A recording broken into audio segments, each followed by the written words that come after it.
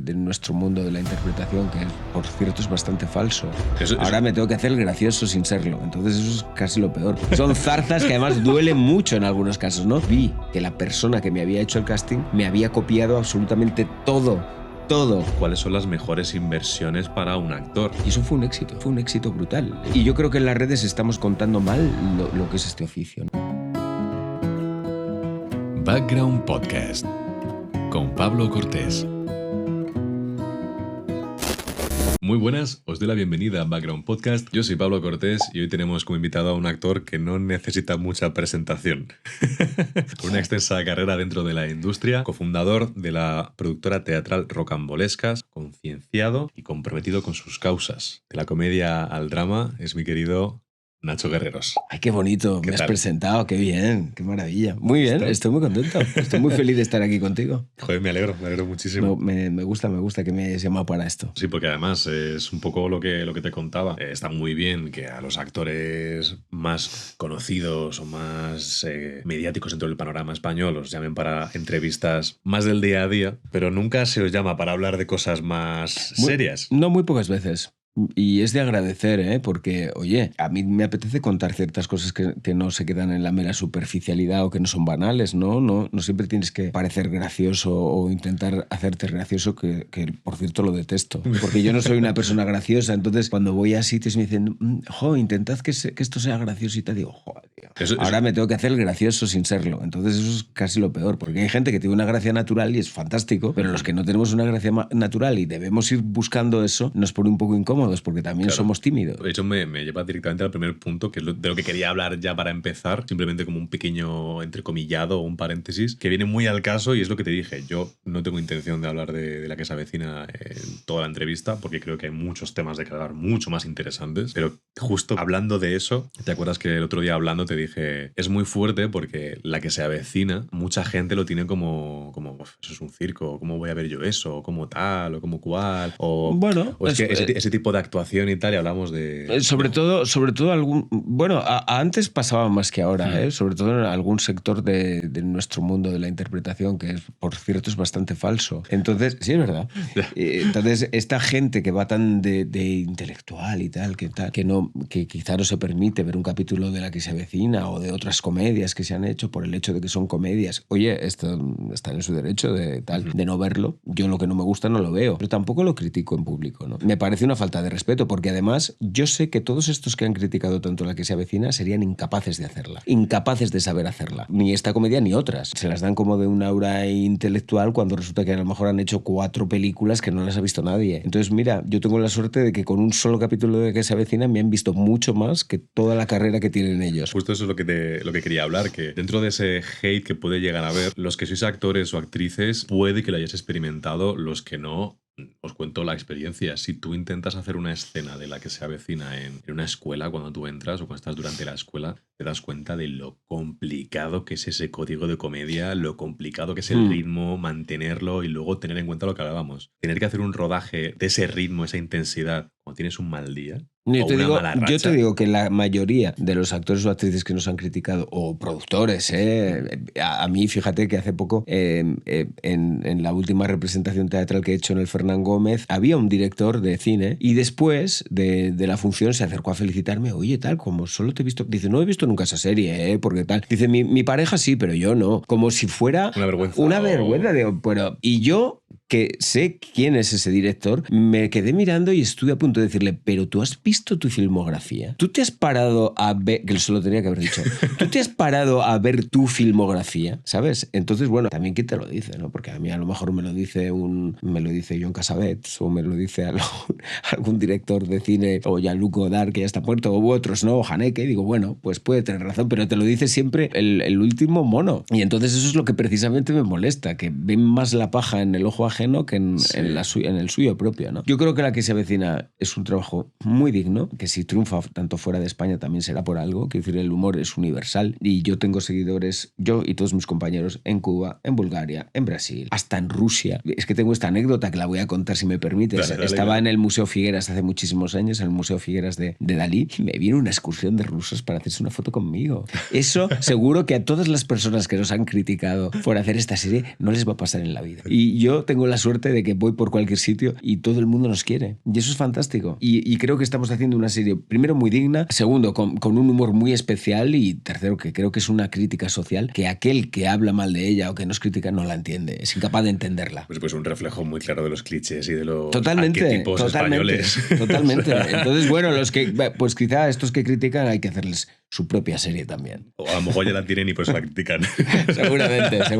Bueno, entonces no me preocupa, ¿eh? A mí lo que me preocupa es seguir con mi trabajo, gracias a la que se avecina. Sí. Yo tengo una carrera paralela en el teatro y en el audiovisual muy rica y muy tengo buena. Mi propia productora y es que la que se avecina nos da una cosa muy importante, que es dinero. Y que eso en esta profesión parece que está mal visto hablarlo, ¿no? Da dinero, da un estatus y a mí me da... Y luego tenemos la suerte de llevarnos maravillosamente bien. Hay un buen rollo impresionante y todos los actores que van episódicos quieren volver. Entonces creo que lo estamos haciendo muy bien. Ya dejando de lado este inciso de la que se avecina, que me parecía importante recalcarlo. Sí, hay que recalcarlo. Vamos a hablar un poco de tus inicios. Me decías el otro día que tú en los 90 estabas estudiando interpretación, que tenías claro que querías estudiar interpretación, pero estabas muy perdido. Sí, de hecho, yo cuando llegué estuve 2 años en una escuela, en la escuela de Matilde Fluxà, fantástica mujer, fantástica actriz, que es la que me enseñó pues todo lo que sé. Prácticamente todo lo que sé, porque luego también vas aprendiendo. Pero bueno, yo tenía muy idealizada la profesión, como casi todos los actores y actrices que empezamos en esto. Lo tenemos muy idealizado, pensamos que es todo color rosa, color bonito, que no va a haber espinas en el camino, que solo te vas a encontrar rosas y lo que más te encuentras son las espinas, ¿no? Son zarzas que además duelen mucho en algunos casos, ¿no? Y enseguida empiezan las primeras decepciones y los primeros desengaños. Entonces, yo tuve como 2 oportunidades con el arte dramático, porque después de estos 2 años con Matilde Fluxà, yo estaba perdido, lo dejé, me puse a trabajar en otra cosa, estuve trabajando 6 años con personas con discapacidad y a la vez, durante esos años, hice 2 cursos de cine en la Escuela Metrópolis, que aún existe, y ahí me encontré, por ejemplo, Carlota Pereda, yo me la encontré en esa escuela, ¿no? Que ahora ha sido la directora de Cerdita, que ha tenido un éxito brutal, de lo cual me alegro. Formamos un grupo muy bonito y empezamos a hacer nuestros pequeños proyectos, ¿no? En cada proyecto, pues tú cambiabas de rol. En uno eras el guionista, en otro eras el director, etcétera, y aprendí mucho. Pero me costó volver a la interpretación porque me había desengañado un poco. Yo tuve primero el desengaño de no entrar no más bien desengaño, decepción de no haber entrado en la RESAD, en la Real Escuela de Arte Dramático, que eran pruebas eliminatorias y en la entrevista personal no pude entrar. Bueno, también es verdad que luego dije, es verdad, con los años pensé, no estaba preparado para ello y me fui a la escuela de Matilde Fluxà. Y luego pues enseguida vienen las decepciones y recuerdo que en el primer casting que hice, lo hice muy bien, yo tenía 22 años y estaba esperando esa llamada porque me dijeron que te vamos a llamar para este corto, era un corto, estaba tal, no sé qué, no sé cuántos, y luego nunca me llamaron y cuando me invitaron a ver el corto vi que la persona que me había hecho el casting me había copiado absolutamente todo. Y yo recuerdo eso, que me copió todo porque yo cogía el teléfono, entonces no existía el móvil. Tenía que hacer una llamada de teléfono en el casting, cogí el teléfono y yo empecé a enroscar el cablecito del teléfono. Pues esa persona hizo lo mismo que yo en esa escena. Lo mismo que yo. O sea, que el propio director de casting fue el que me quitó el papel. Fíjate cómo está la cosa en la profesión, ¿eh? Desde los 90. Contarlo. Esto sería el año 92, 93, por ahí. Pues así está la profesión y así sigue, ¿eh? Y así sigue. Luego también me contabas una cosa que me gustó mucho, que era que tú no tuviste un interés cultural muy grande hasta los 21. Tenía un interés cultural. A los 21 tuve el interés por leer. Sí que tenía un interés cultural porque a mí me gustaba mucho el cine y fui muy cinéfilo y escuchaba la radio, escuchaba un programa de radio los sábados por la noche que me hacía muy feliz porque era adolescente y entonces yo, gracias a ese programa de radio, entre otras cosas, me estimulaba la idea de ser actor, ¿no? Entonces yo leía muy poco, leía por obligación lo que te pedían en el instituto y gracias a mi compañero de habitación en la residencia de estudiantes de Madrid, donde estuve 3 años, bueno, pues gracias a mi compañero que yo le veía leer y él me preguntó un día, oye, ¿pero tú no lees nunca antes de dormir? Y digo, bueno, no habitualmente. Y entonces él al día siguiente me vino con la biografía de Charles Chaplin y ese fue el primer libro, ese libro fue el que me habituó a leer todos los días antes de dormir. Pero ya a día de hoy... Sí, lo sigo haciendo, no solo antes de dormir, sino bastante más. Luego amplías, ¿no? Y es verdad que a veces lees más, a veces menos, pero siempre, aunque solo sean 5 minutos, es que si no, no puedo dormir. Tengo que leer unas líneas. Bueno, y a partir de ese momento, yo también quería tener una gran biblioteca, ¿no? Que es lo que también... Yo quería tener mi propia compañía teatral y tener una gran biblioteca. Y bueno, y poco a poco pues he ido consiguiendo. Hay veces que, por ejemplo, ahora en la Feria del Libro, pues he comprado compulsivamente. A veces no me da tiempo a leer al día porque es imposible. imposible, pero intento tener una buena biblioteca, ir ampliando títulos y bueno, es como un pasatiempo que me relaja y me gusta mucho comprar libros. Es necesario, o al menos nos lo dicen muchísimo en las formaciones, que como actores debemos ver cine y debemos leer, sean novelas, ya sea teatro. Yo creo que hay que ver de todo, porque el actor es un observador y ya no solo sirve con vivir tu propia vida, sino que leyendo tu imaginación se despierta y estás viviendo a la vez la vida de estos personajes que te van poniendo enfrente de ti, ¿no? Y creo que es muy importante eso, observar a los demás, observar a otros compañeros cómo lo hacen, ver mucho cine, ver mucho teatro. A mí me gusta mucho ver a los demás, ves los defectos, ves las virtudes y creo que es necesario. Lo que no puede ser es que no veas nada. Cuando uno quiere ser actor, cuando uno quiere dedicarse a la interpretación, creo que es muy importante la observación. Observar al compañero es muy importante. Yo ahora que he tenido la suerte de tener, bueno, aquí que guaza, que tengo la suerte de tenerlo en Juguetes Rotos, qué importante es tener un buen compañero. El buen compañero, un buen compañero de todo, ¿no? No solo como intérprete, sino un buen compañero de verdad, te hace estar a ti mucho mejor. Eso es muy importante. Y además es que estamos hablando de una persona, en este caso Quique Guaza, que es de otra galaxia. Es decir, este señor, si hubiera nacido en Estados Unidos, sería una estrella. Correcto. Sería una estrella, porque como actor, la disciplina, como actor, que si todo el mundo que ha visto Juguetes Rotos ha dicho, pero ¿de dónde ha salido este actor? Bueno, pues este actor estaba ya. Sí. Existía de antes, ¿no? Con Raquel Pérez también me ha pasado el tener una actriz potente y poderosa, a ti te reta a estar mejor. Es como una bonita competición también, ¿no? Y una ayuda mutua, porque si no, no trabajas en equipo. Y a mí me parece que esto es un trabajo en equipo, en la que se avecina igual. Tenemos un grupo de actores y de actrices tan compacto, tan compenetrado, que luego creo que el espectador lo agradece eso también, ¿no? Es una profesión que te obliga a impulsarte mutuamente. A retarte, exacto. Hacia arriba. Y totalmente. Y creo que eso es muy bueno. Yendo al fenómeno La que se avecina y tener este tipo de trabajos que llevan todos estos años de currar, de cotizar, de tener esos ingresos, más derechos, más tal.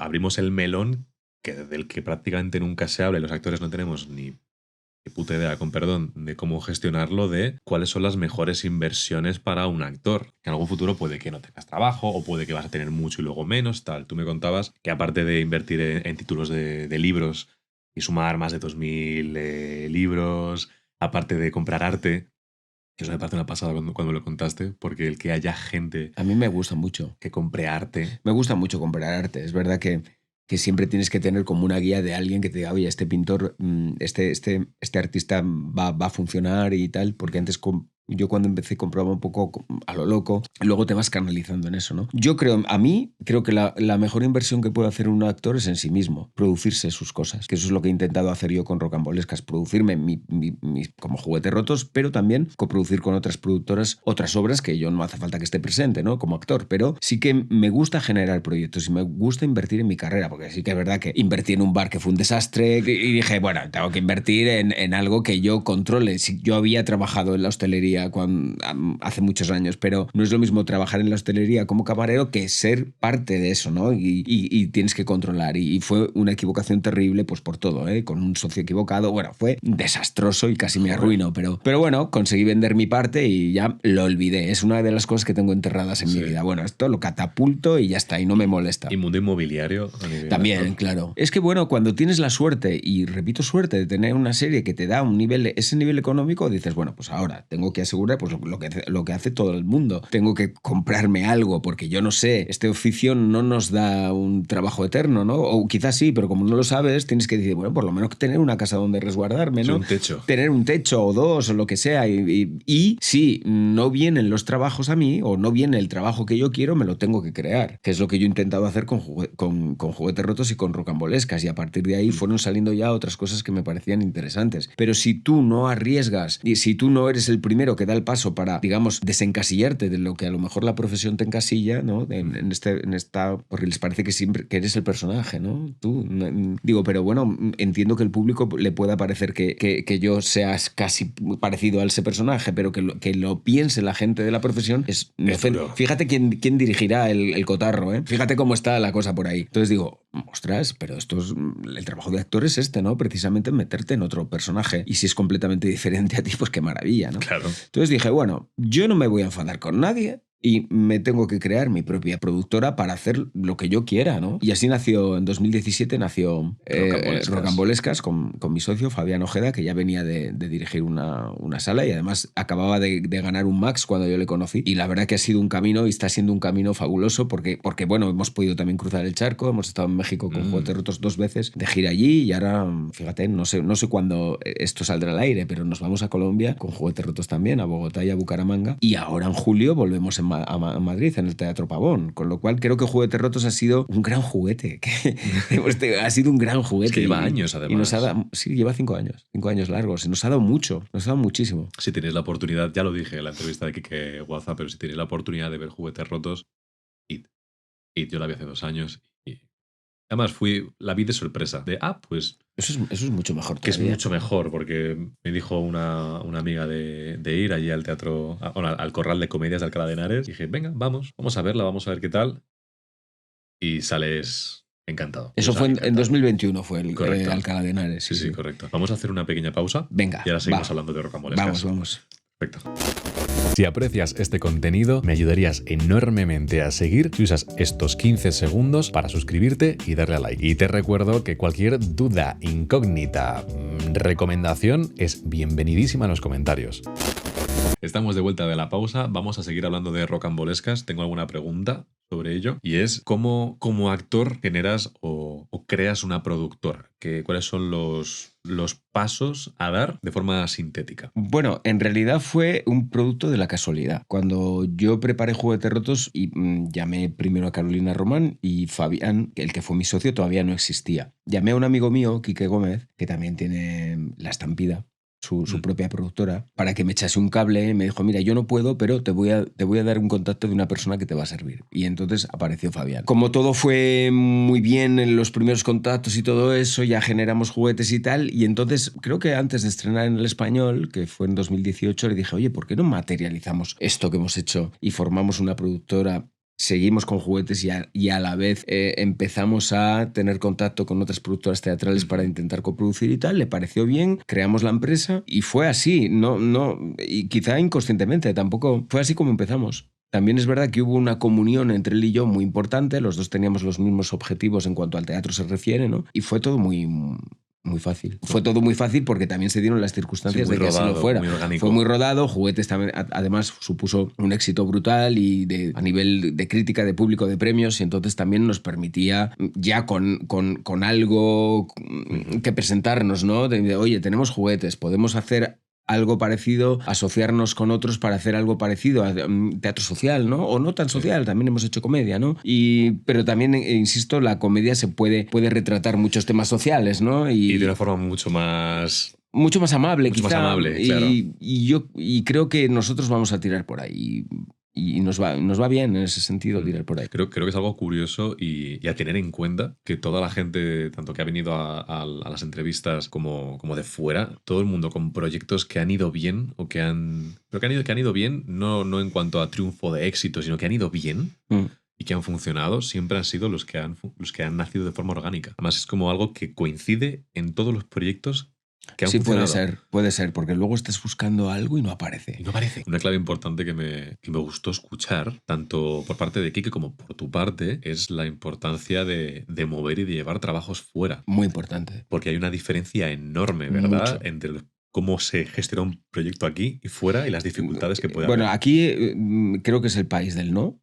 No solo para los actores y actrices, sino para todo el mundo que sea un poco emprendedor. Siempre que llevas un proyecto adelante, sea algo innovador, te van a decir que no. Esto no se puede hacer. Entonces, cuando preguntas por qué, dicen, bueno, pues porque no. Ese es el motivo. No, esto es muy riesgoso, porque tal. Yo cada vez que presento un proyecto teatral me dicen que no. Y además le quiero dar las gracias a Karma Portacelli, la que fue directora del Teatro Español, porque ella confió plenamente en este proyecto desde el principio y nos dio la oportunidad de estrenar. Bueno, estrenamos en Avilés, Juguetes Rotos en Avilés y luego en El Español y luego repetimos en El Español. Y ya a partir de ahí, cuando vinieron las nominaciones a los Max, a la Unión de Actores y los premios y tal, ya el resto de programadores se fue animando. Pero al principio, claro, llevas una función, una obra de teatro que no está en los estándares de lo comercial, ¿no? Digamos. Entonces, bueno, eso ya crea, no rechazo, pero si no, no sé, dificultades. Y a mí me encanta meterme en dificultades. Ya me pasó con Bent, que ninguna productora española la quiso producir y tuvieron que venir argentinos a producirla. Daniel Freire fue uno de ellos, el actor que luego la interpretó. Y eso fue un éxito brutal. De hecho, esa obra de teatro fue la que me dio conocerme al gran público y mi paso aquí no hay quien viva. Pero sí, siempre es el no, tío. Por eso es tan importante salir fuera, llevar el teatro que hacemos aquí fuera, que vean lo que estamos haciendo, que de verdad creo que el nivel teatral ahora mismo es muy bueno, y ves cómo trabajan los demás. Y no sé si es porque soy de aquí y porque estoy acostumbrado, que también cuando vas allí te dicen, no, eso es porque venís un tiempo que luego es todo igual y tal, pero a mí, fíjate qué curioso, o sea, el simple hecho de invitar a directores de casting o a gente, me es más fácil fuera. Todo el mundo te responde. Aquí te responden 2, de 10 mails o 12 que mandas, te responden 2 con suerte y luego viene uno. Entonces, yo creo que si tú trabajas en este oficio, lo primero que debes de tener es un poco de cortesía, aunque no vengas a vernos, pero por lo menos agradecer que te invitan. Claro. Y yo intento hacer, a veces es verdad que se te escapa, porque tienes muchas gentes que te responden, que te piden cosas y tal, y no es fácil, pero por lo menos tener un poco de empatía y sobre todo decir, oye, si esta función lleva 5 años, por algo será, voy a ir a verla. No, les da igual, ellos tienen su grupito de amigos con el que se hacen sus cositas y tal, y luego ves a los mismos actores dando todos verificados, dándose sus me gustas y tal, siempre los mismos, ese grupo tal. Yo siempre me he considerado al margen total, y tampoco quiero estar dentro de... No, yo voy a lo mío muy bien y tengo la suerte de hacer lo que quiero y lo que me gusta y bueno, pues allá en estos grupitos, pues muy bien. Sí, yo no pertenezco a esos grupos, ni a ese ni a ninguno. Sí, es un poco también lo que me comentabas. La importancia de seguir un poco el ejemplo que hay en el extranjero, como puede ser en Estados Unidos, en el que los actores... Tienen su propia productora. Tienen su propia productora para poder producirse sus propias cosas. Y casi todos los actores... Mira, y la última vez que salí... Bueno, la última vez no, pero en París, que estuve hace 2 años estudiando allí, y también todos los compañeros con los que estuve tenían su propia productora pequeñita, se habían creado sus canales y tal, y me pareció muy interesante. Yo creo que esto lo debemos hacer aquí también. Sí, porque no dependemos de... No, es que así no dependes de nadie y así y es mucho más satisfactorio porque por lo menos estás creando algo tú y entonces puedes elegir a la gente que trabaja contigo y que todo fluya bien. Creo que es fundamental y yo es el consejo que doy a mis alumnos. Preparaos vosotros el camino. No esperéis que nadie os llame, porque no pasa. Normalmente no suele pasar. Preparaos vosotros el camino. Va a ser un camino lleno de espinas, como hemos dicho antes, ¿no? Y alguna rosa te encontrarás, pero lo normal es que te encuentres espinas, pero es mucho más satisfactorio que andar debiendo favores a la gente. Y luego también que se ha extendido... Bueno, yo creo que ya estaba extendido esta forma de... Bueno, es que si no vas a estrenos quizá no me llamen para trabajar y tal. Creo que eso es totalmente... Yo... Que cuando era joven iba a estrenos y tal, yo nunca conseguí un trabajo jamás en mi vida por haber asistido a un estreno. Nunca, jamás. Hablamos también de la necesidad de avalar el valor y el respeto hacia la profesión y que hay muchos actos y hay muchas dinámicas dentro de la profesión que van un poco en contra del arte, como los elitismos. Bueno, pero eso está a la orden del día. Las redes. Y yo creo que en las redes estamos contando mal lo que es este oficio, ¿no? Yo creo que este oficio, lo he dicho muchas veces, porque es cierto, no es una alfombra roja, no es estar todo el día en una alfombra roja. Este oficio requiere una disciplina, requiere una formación y me parece que la estamos pasando un poco por alto y frivolizándola demasiado. Esta profesión yo creo que de frívola tiene poco, es una profesión que requiere mucho sacrificio, mucho esfuerzo. Tienes que estudiar y tienes que madrugar y tienes que... Bueno, es un trabajo, es un oficio. Yo diría que es un oficio artesano. Y entonces a mí me parece que si pierdes el tiempo en una alfombra roja no focalizas bien. A mí me da pudor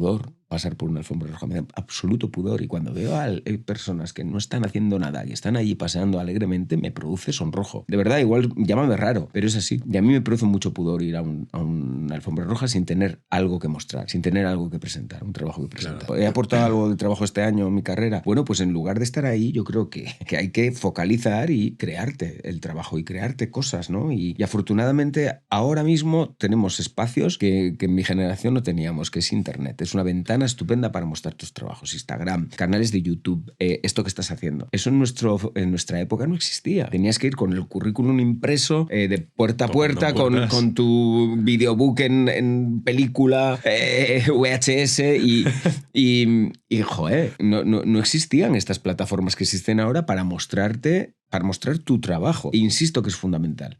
mostrar el trabajo. Sí, Y hay que dejar la frivolidad a un lado porque creo que nos deja en un mal lugar también, ¿no?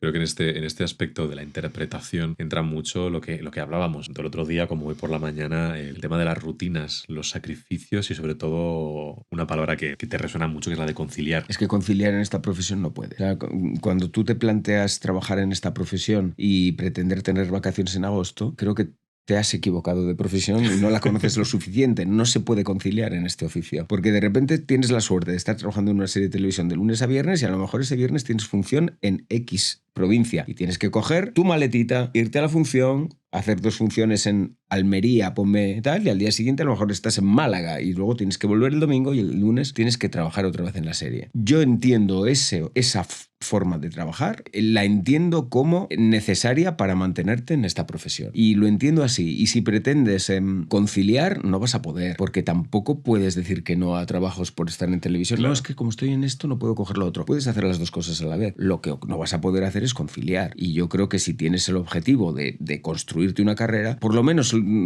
durante muchísimos años no vas a poder conciliar, ¿no? Claro, esto es un poco el día a día, el ir fluyendo, como se dice, pero fluyendo desde la forma más controlada y rigurosa posible en cuanto a rutinas. Esto también lo hablábamos. Exacto. Y como no mantengas una cierta rutina de... El deporte para mí, por ejemplo, es fundamental. Sí. Lo descubrí muy tarde, es verdad. Y esto también lo he dicho siempre. Es que, ¿por qué no habré descubierto el deporte antes con lo que te arregla la cabeza, ¿no? Es verdad. Heavy, sí, ¿no? Te arregla mucho la cabeza, te ordena mucho. O sea, ya construyes una vida pensando, bueno, pues el deporte es fundamental en mi vida y el trabajo también. Es mi estilo de vida es este. Y lejos de... Porque mucha gente es lo típico que te dice, pues vaya vida. Digo, pues es que es mi vida. Y es la que me llena a mí, no a ti. Y la disfruto.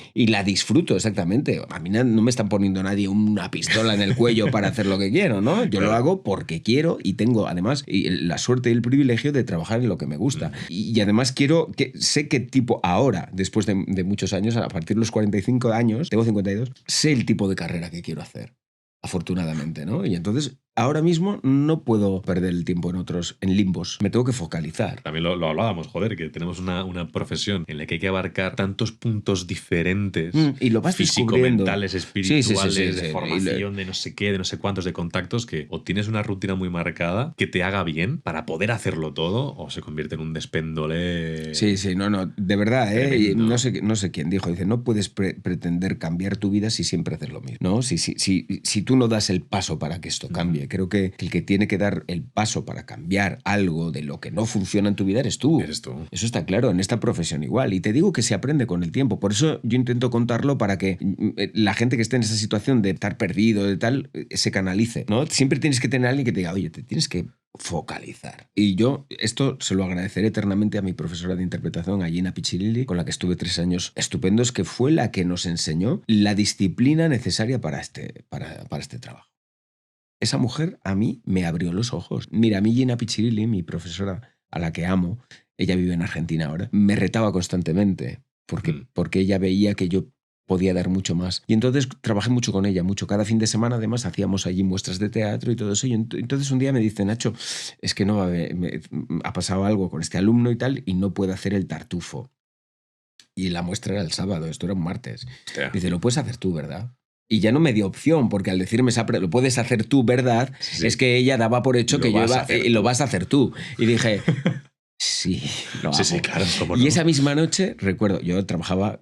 En ese momento tenía otro trabajo, trabajaba con personas con discapacidad, como te he dicho antes. Estuve toda la noche estudiando el tartufo, me fui a trabajar, volví a estudiar, me fui a clase, o sea, yo me aprendí un tartufo, que los que conozcan la obra sabrán el peso que tiene el tartufo en esa obra de Molière. Me lo estudié en 3 días y el sábado estaba representándolo. Eso, ahí aprendí, ahí se aprende y se estudia mucho y bueno, pero eso es muy satisfactorio. Luego, y yo recuerdo, macho, el día de la muestra, que era una muestra a fin de curso, Sí. o sea, que no era nada profesional. Yo salí a ese escenario del Teatro Alfil y volví, cuando ya terminó la función, yo estaba totalmente empapado en sudor. Estaba totalmente empapado en sudor. Pero ves justo ese tipo de dinámicas de clase y de profesor, o sea, de docente, que te retan, que te hacen esas putadas, entre comillas, son lo que realmente te dan un reflejo de lo que va a ser la profesión en el futuro. Exacto. Es que es eso. Claro. Eso es Claro, la claro. realidad de la profesión. Es así. Con esta reflexión y esta ejemplificación de la carrera, este reflejo tan fuerte de la carrera, vamos a cerrar la parte grande de la entrevista y vamos a ir a la parte de preguntas rápidas. Primera, ¿qué consideras un éxito en la vida? Yo creo que tener la conciencia tranquila es un éxito brutal. En una palabra, ¿qué te ayuda a superar tus peores momentos? Yo siempre pienso que lo bueno está por llegar y no miro atrás. Dicen que la actuación no es terapia, pero es terapéutica. ¿Estás de acuerdo? Totalmente de acuerdo y debería ser obligatorio en todos los institutos y en colegios. Ayuda mucho a la gente. Muchísimo, Muchísimo. muchísimo. Un cambio que harías del gremio. Que deberíamos saber quiénes nos han precedido y los que han luchado por que nosotros ahora tengamos una dignidad y un día de descanso o 2 en el teatro. Creo que deberíamos saberlo. Es que eso no lo sabe nadie. Yo No no sabe lo que sé. hubo una huelga general en el Sí, año sí, yo no 75 lo sé. de actores para conseguir un día de descanso porque no había Me descanso acabo en de el sentir teatro. hostiadísimo. En plan de, No había descanso en el teatro, tenías función todos los días. Hay una entrevista que yo recomiendo que la vea, y perdona que haga este inciso, que me parece muy importante. En YouTube, Gracita Morales, que fue una actriz que hizo decenas de películas, fue una actriz, una muy buena cómica, y entonces esta mujer ya en su ocaso se sinceró mucho con Mercedes Milá en un programa que tenía en los 80, y esta mujer dice, mira, yo recuerdo que mi vida era trabajar, y estaba en el plató y luego me iba al teatro y como no podía dormir me tomaba pastillas para dormir, luego me tomaba pastillas para despertarme y resulta que yo, que era una actriz muy conocida y muy querida, yo no sabía que lo era porque estaba todo el día trabajando. Y recomiendo que vean esa entrevista todo el mundo. Siguiente. ¿Dónde te ves de aquí a 10 años? Yo espero que si tengo salud me pueda ver trabajando, incluso viviendo también en otro lugar. Un proyecto idílico. Quizá ese proyecto idílico que siempre soñé, como no puedo contarlo, se esté gestando ya. ¡Epa! ¡Epa! Exclusiva. ¡Chan, chan, chan! Y última, un sueño que lucharías por conseguir y no tiene por qué estar relacionado con tu trabajo. A mí me gustaría que se respetase a los demás, fundamentalmente. Que a la gente se la respetase como es. Hombre, si es una sesión en serie, difícilmente te puedo respetar, ¿no? Pues eso. Pero si eres una persona íntegra y y te sientes como te sientas hombre que quiere ser mujer, mujer que quiere ser hombre, que de eso habla Juguetes Rotos, o que eres una persona que quiere ser artista y te ponen todas las trabas del mundo, creo que esa persona merece un respeto. Con esto acabamos la. Oye, pero la ha estado entrevista. muy bien. Ha estado muy Está bien. fenomenal. Qué Claro. bonita entrevista. Me gusta mucho. Pues me alegro. Me Muchas alegro gracias. muchísimo. Es lo que intento. Intento que. Ha sido muy, muy bonito y que tengas un espacio donde podemos contar nuestras cosas, ¿no? Porque yo veo cosas por ahí que, joder, intentar ir a una entrevista y que tengas que hacer el gilipollas todo el rato, pues no me gusta. Es que no me gusta eso. Sí, no es el objetivo de estas No es entrevistas. el objetivo y te lo agradezco mucho. Muchísimas gracias. Joder, Gracias a ti. la verdad. Con esto terminamos. Muchas gracias por vernos y escucharnos. No os olvidéis de suscribiros, de darle a like, de seguirnos en redes para enteraros de quiénes serán los próximos invitados. Con esto y un bizcocho nos despedimos. Un besito. Adiós. Chao. Ya estaría. Maravilla. Maravilla, ¿no? Oye, muchas gracias por venir. ¿eh? Oye, gracias. Qué bonito. Me ha gustado mucho. Me gusta mucho, de verdad. Hay mucho cariño aquí puesto. Mucho, mucho. Todo.